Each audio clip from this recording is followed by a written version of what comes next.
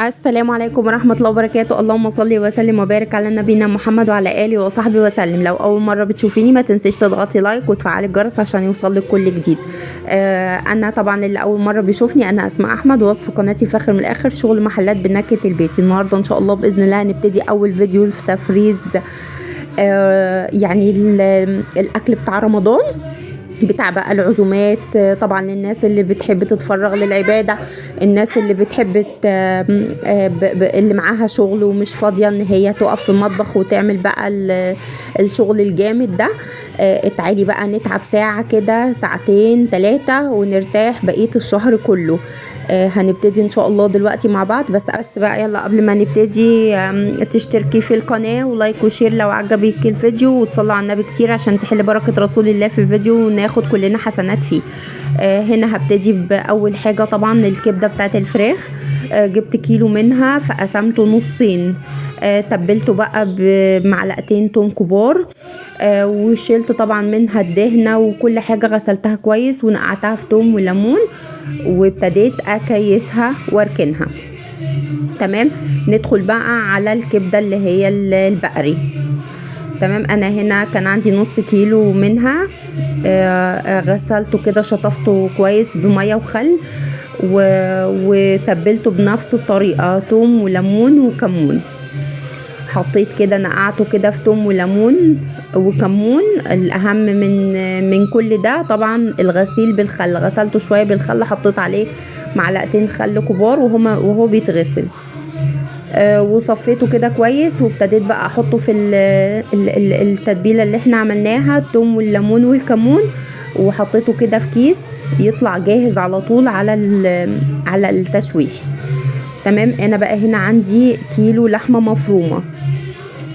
مفرومه، عملت بشرت لها بصلايه، حطيت عليها فلفل اسمر، 7 بهارات، توابل لحمه، والملح طبعا، وجوز الطيب.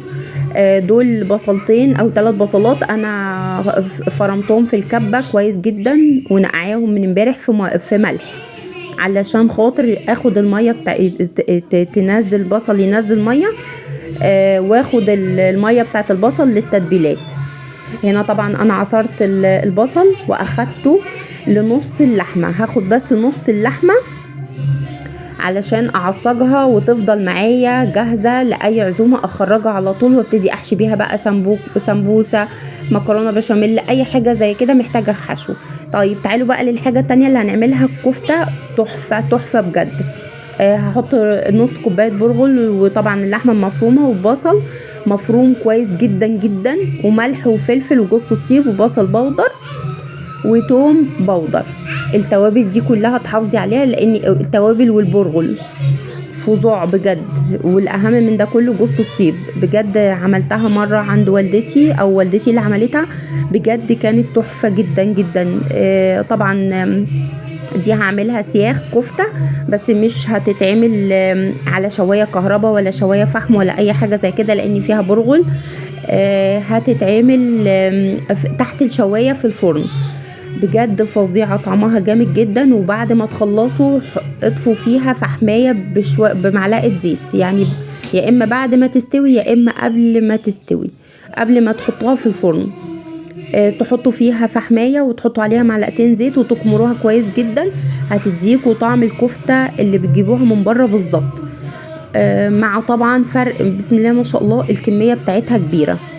حطيت هنا طبعا نص كيس بيكنج باودر ونص معلقة كربوناتو العادية اللي بتجيبوها من عند العطار، وطبعا تصبعوها بزيت. لو عندكم بقى سياخ الكفتة الخشب اعملوها وحطوها على وضعها.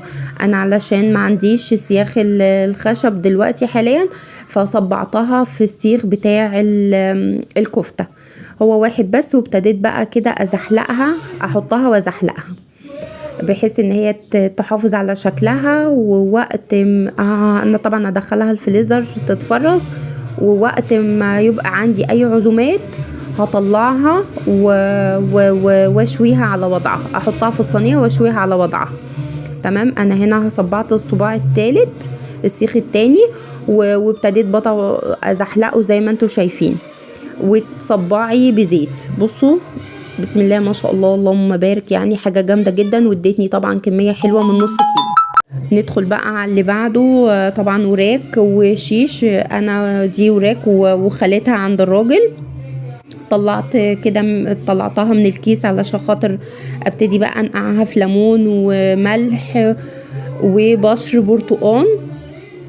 بجد بتبقى تحفة جدا، يعني جربوها. انا اشتريت وراك عادية وخليت الراجل يخليها لي علشان اعملها شيش، وسبتها كده شويه تتنقع بقى بالحاجات اللي انا حطيتها لها. بشر برتقان ده بيدي ريحه حلوه قوي وبيطلع الزفاره من اي فراخ او لحوم بتحطيه فيه.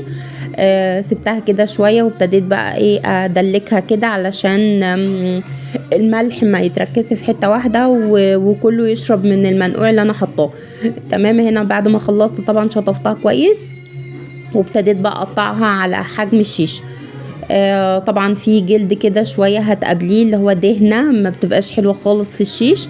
حاولي كده تخرجيها، ما بتبقاش حلوة خالص يعني. علشان تبقى معاكي اللحم صافي وما فيش حاجة تضايقك وانتي بتاكلي. بعد هنا غسلتها كويس جدا وشطفت الوراك وابتديت بقى ارصها واحط عليها القشر الليمون، مش هيضر في حاجة ولا يعمل حاجة.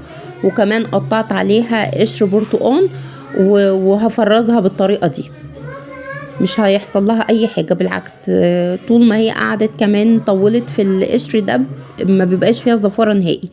ندخل بقى على اللي بعده. طبعا الشيش هعمله الطب بتاعه علشان خاطر يتنقع فيه ويبقى جاهز. هنا طبعا عندي كيلو بانيه طبقين. ابتديت بقى اخد القطع المتساوية اقطعها شاورما عشان تبقى معايا مظبوطة كده، شرايح طويلة ومظبوطة. وفي يعني بانيه بيبقى مهري كده خليته على جنب لاني هقطعه بقى كفتة، يعني هعمله كفتة بطريقة سهلة جدا. هنا خلصت كده الشاورما بتاعت الفراخ، حطيتها كده في طبق. وابتديت بقى احط المنقوع بتاعها، الليمون، ولو شوية ملح يبقى كويس جدا، ولو بشر برتقال مفيش مشاكل. ودول طبعا انا نقيتهم حلوين مظبوطين، عملتهم ركنتهم كده مع بعض على بعض، حطيتهم للبانيه وهعمله ودي طبعا البقية البانيه اللي بيبقى مهري كده من تحت. انا كنت عايزه اعمله كفته. اللي بقى مش عنده كبه يجي هنا كده ويتفرج ويشوف ممكن يعملها ازاي من غير كبه. فيعني اللي حابب ان هو يعمل ناجتس من غير وما ما عندهوش الامكانيات، تعالوا بقى كده نعملها مع بعض. هنا جبت الفراخ الصدر اللي متقطع ومتنتش يعني، فجبت بقى سكينه وابتديت اقطعه كده صغير، وبايديا بقى ابتديت اضغط عليه كده كاني بهرسه زي التوم او زي اي حاجه بتبقي عايزه توصليها لمرحله كده ان هي تبقى صغنططه خالص. وتجيبي بقى المخرطه بتاعه الملوخيه. بصوا ده اسلم حل للفراخ او لكفته الفراخ. تجيبوا المخرطة زي ما انتوا شايفين كده وتعملوا بيها لحد ما تنعموها خالص. طبعا انا بعد ما خلصت المرحلة دي حطيت كله في الكبة. طبعا هنا عندي فراخ متقطعة ونص كوباية برغل وبصلاية صغيرة مفرومة كويس قوي قوي قوي، وملح وفلفل وبصل وتوم بودر وفص توم وقرفة وجنزبيل بودر. اخدت بقى كل الخليط بتاعي ده انا علشان الحمد لله عندي كبة، فاخدت كل الخليط ده كله ضربته مع بعض تاني في الكبة. هنا حطيت معلقة كركم، ودي كانت غلطة، ما تحطوش المعلقة اللي انا حطيتها دي لاني المفروض لون الفراخ بيبقى ابيض قوي. معلقة الكركم صفرته شوية. نيجي بقى نبتدي لشكل الناجتس اللي بنجيبها من بره. طبعا احنا بنجيبها من محلات كتيرة، بتبقى بطاطس مهروسة، مش بتبقى فراخ خالص يعني بجيبها معلبة كتيرة، بتبقى عاملة زي البطاطس المهروسة وملهاش طعم خالص. جربوا دي هتعجبكم جدا جدا وطعمها بجد روعة. هنا ابتديت بقى اعمل الشكل بتاع الناجتس كده يبقى كله شكل بعضه وحجم واحد. وبعد ما اخلص الكميه هحطها في الفريزر. قبل ما احطها في البيض والبقسماط احطها كده ترتاح شويه على الاقل ساعه في الفريزر، تتماسك كده وتبقى كويسه كده وكله يشرب من التتبيله.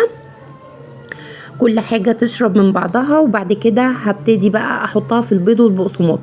هي هتبقى بتلزق معاكي شوية، هساعديها بقى بنقطة مية كده علشان تساوي الشكل وتخليها يعني شبه بتاعت بره بالظبط. بصوا بجد من احلى الوصفات اللي عملتها في الفيديو ده هي الناجتس والكفتة اللي يعتبر هحطها تحت الشواية المشوية. تحفة، هتبقى معاكوا طرية جدا وطعمها روعة. بس الملحوظة اللي تاخدوا بالكم منه، تفرموا البصل كويس قوي قوي قوي، والبرغل برضو تنعموه. دي الملاحظات اللي تاخدوها في الوصفة دي. تمام، ندخل بقى على يعني بقية الحاجات اللي معايا.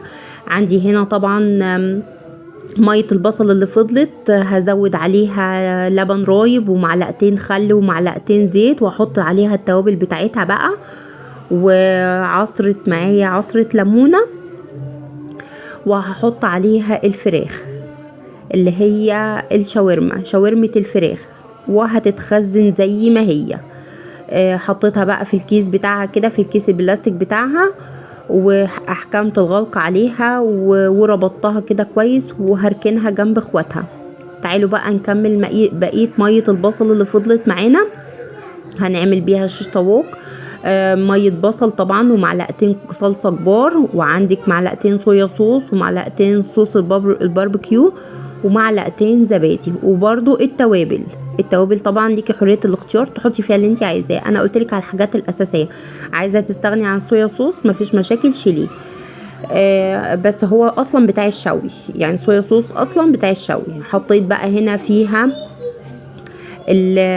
الفراخ بتاعتي اللي هي الشيش طاووق ده، المنقوع بتاع الشيش طاووق، ونزلت عليها بمعلقه زيت عشان تديها لمعه كده وقت الشوي، ومعلقه خل بتديها طراوه حلوه قوي، مع الزبادي طبعا الاساسي الزبادي. هنا كيستها كده وحطيتها كده جنب اخواتها.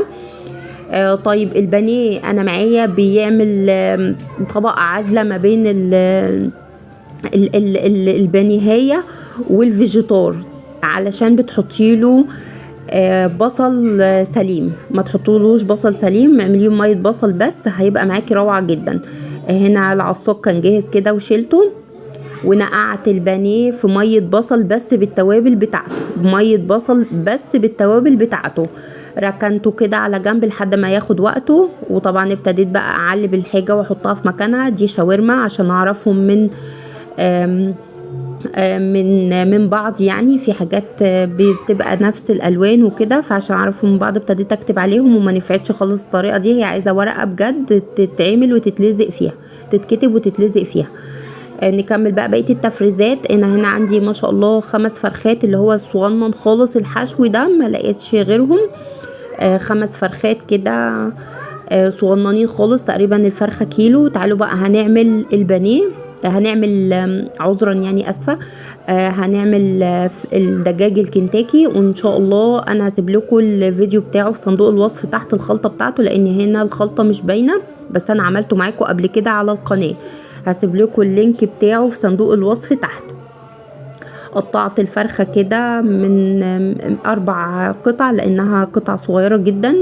لو كانت اكبر من كده مثلا حجم 1.5 كيلو ولا حاجة، كنت قسمتها 6 أو 8 قطع، بس هي صغننة خالص. ابتديت بقى اشيل الجلد الزيادة ده اللي احنا مش بناكله مش بنحبه، والحتة بتاعت الجناح، والجلد الزيادة اللي في الوراك.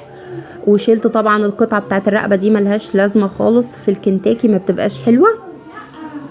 شلت كده كل الزيادات. وابتديت بقى اقطعهم. الفرخة 4 قطع زي ما انتم شايفين، الصدر 2 قطعتين، والورك 2 قطعتين، لانها صغننة جدا. يعني الفرخة حجمها كيلو، والحتة بتاعت الجناح دي برضو بتتشال. وكنت طبعا نقعاها من قبلها في مية وخل وليمون وقشر برتقان. تمام، ابتديت بقى كده احطها، وعملت لها الخلطه بتاعتها. زي ما انا قلت لكم، هسيب لكم الفيديو بتاعها في صندوق الوصف تحت. ابتديت بقى احط القطع بتاعت الفراخ في الخلطه، ودي بتتنقع على الاقل خالص يوم واحد. تتقلب شمال ويمين لحد ما الخلطة تضمنوا ان الخلطة وصلت لكل قطعة في قطع الدجاج. تمام. اجي بقى للفرختين الزيادة اللي فضلوا. انا عملت 3 فرخات كنتاكي، قلت للعزومات لاي حد اي ضيف يجيلنا او احنا، قسمتهم على كيسين وحشيت بقى الفرختين اللي فاضلين بالفريك، حشيتهم بالفريك. وبرضو الحشوة بتاعت الفراخ والزغاليل او الحمام انا لسه عاملاها على القناة، هسيب لكم ان شاء الله الفيديو بتاعها برضو في صندوق الوصف تحت. بعد ما خلصتهم كده وحشيتهم كويس جدا وفرغت ما بين الجلد واللحم، وهتشوفوا الطريقة على القناة بتاعت تفريغ اللحم اللي ما بين الجلد واللحم في الحمام، والدتي كانت عاملاها. حشيتها بقى من جوه كده ومليت الصدر. بصوا بسم الله ما شاء الله، الفرخه الحشو دي اللي تقريبا كيلو ما شاء الله عملت فرختين كبار، بصوا عاملين ازاي. طبعا نيجي بقى وطبعا حطيت عليها الخضار وسبتها، طبعا هحطها في الفريزر على وضعها. تعالوا بقى للممبار، اغسليه بقى كويس جدا كده بملح خشن ودقيق، وعندك شويه خل، ودعكيه كويس قوي قوي قوي وسيبيه 5 دقايق وبعد كده ارجعي اشطفيه. تعالوا بقى نعمل الخلطه بتاعت الناجتس والبانيه. نبتدي في الخلطه بتاعت الناجتس. هنا عندي بيضه وعليها ربع كوبايه لبن وشويه ملح وشويه فلفل، وعندي المقرمشات دي اكيد كلكم عارفينها بتجيبوها من عند العطار. عملت خليط ما بين المقرمشات والفيجيتار وخلطه البانيه الجاهزه بتاعت ماي واي، تبقى تحفه جدا يعني. نزلت بالناجتس، بصوا هو ماسك نفسه جدا علشان اخد وقت في التلاجة. بجد التلاجة بتعمل مفعول السحر في الحاجات اللي زي كده، سواء الناجتس او البانيه او البرجر او الكفتة او اي نوع من انواع اللحوم، بتبقى جامدة جدا بصراحة وبتخليه يشرب التتبيلة في اسرع وقت.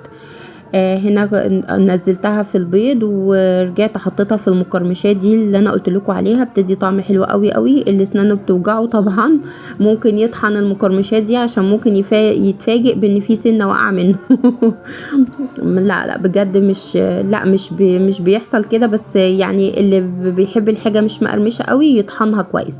هنا كنت خلاص خلصت الكميه كلها ما شاء الله. اديتني اديس من نص كيلو بانيه يعتبر، بصوا ما شاء الله اللهم بارك، 12 قطعه 13 قطعه، ودي طبعا كانت للتست. عملناها كده يعني تسلينا فيها دي للتست، طعمها بجد روعه جدا. تعالوا بقى نعمل البانيه. هنا البانيه عملت له بقى خلطه مختلفه، ده البقسماط. عملت البانيه بالبقسماط وحطيت عليه ملح وفلفل وبابريكا او شطه، انا حاطه شطه عشان بنحب الحاجه يعني سبايسي شويه. جبت بقى البانيه بتاعي كده، كنت نقعاه في ميه بصل بس بالتوابل بتاعته. مش هتلاقي تبقى فيه طبقه عازله ابدا ما بين البانيه الخلطه واللحم، لاني هو ميه بصل بس، فمش حاجه ان هي تعمل عازل. تمام. هنا نزلت بقى من ميه البصل للدقيق، ومن الدقيق للبيض، ومن البيض للفيجيتار. بصوا بقى حاجه مش قادره اقول لكم والله، حاجه جامده جدا ويستاهل عليكي كتير قوي قوي قوي، ومعموله كده بحب ومعموله بروقان، حاجه يعني ان شاء الله بتطلع طعمها فوق الخيال، لانك بتبدعي، انت قاعده في المطبخ بتبدعي مش بتطبخي.